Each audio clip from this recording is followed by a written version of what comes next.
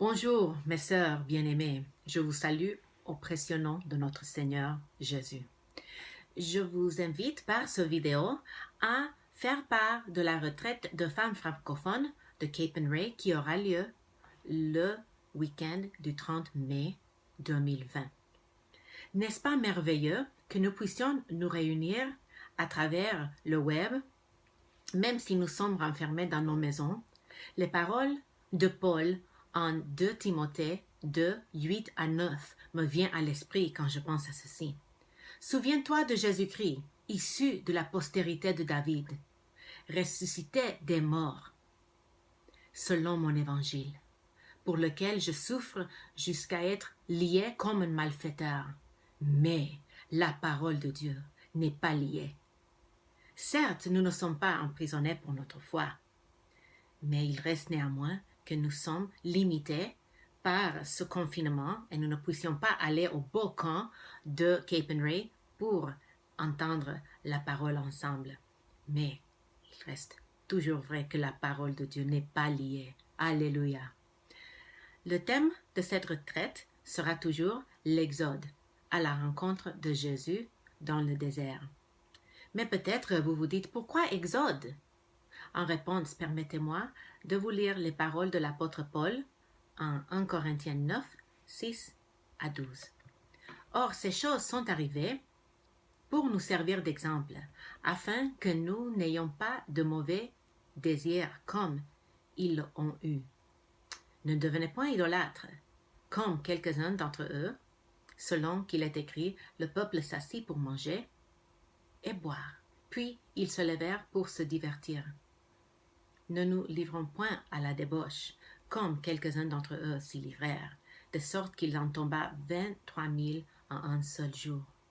Ne tentons point le Seigneur, comme le tentèrent quelques-uns d'entre eux, qui périrent par les serpents. Ne murmurez point, comme murmurèrent quelques-uns d'entre eux, qui périrent par l'exterminateur.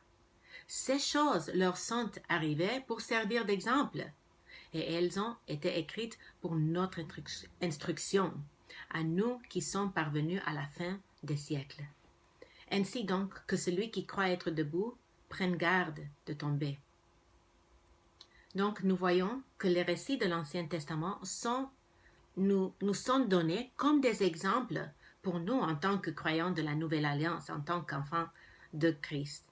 De Dieu par Christ. L'Exode nous propose des trésors à déterrer si nous faisons l'effort de creuser. Puis peut-être vous vous demandez, Jésus, dans le livre d'Exode, comment ça? En réponse, j'aimerais vous diriger à la conversation que Jésus a eue avec 2 disciples découragés après sa résurrection sur la route d'Emmaüs. Luc 24, versets 13 à 17 nous dit « Et voici, ce même jour, 2 disciples allaient à un village nommé Emmaüs, éloigné de Jérusalem de 60 stades.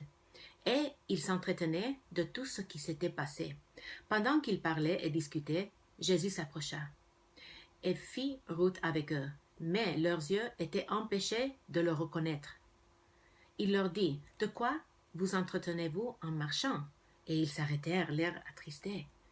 L'un d'eux, nommé Cléopas, lui répondit « Es-tu le seul qui, séjournant à Jérusalem, ne sache pas ce qui est arrivé ces jours-ci ?» Quoi, leur dit-il. Et ils lui répondirent « Ce qui est arrivé au sujet de Jésus de Nazareth, qui était un prophète puissant en œuvre et en parole devant Dieu et devant tout le peuple, et comment les principaux sacrificateurs et nos magistrats l'ont livré pour le faire condamner à mort et l'ont crucifié.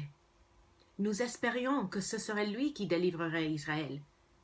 Mais avec tout cela, voici le 3e jour que ces choses se sont passées.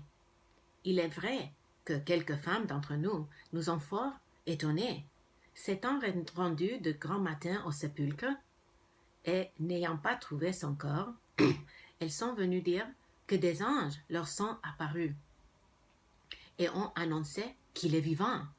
Quelques-uns de ceux qui étaient avec nous sont allés au sépulcre et ils ont trouvé les choses comme les femmes l'avaient dit, mais ils ne l'ont point vu. Alors Jésus leur dit, ô homme sans intelligence, et dont le cœur est lent à croire tout ce qu'ont dit les prophètes, ne fallait-il pas que le Christ souffre ces choses et qu'il entre dans sa gloire? Et commençant par Moïse et par tous les prophètes, il leur expliqua dans toutes les Écritures ce qui le concernait. Donc, dans ce passage, Jésus montre que toutes les Écritures pointent vers lui, que Moïse parlait de lui dans ses récits du peuple de Dieu dans le désert.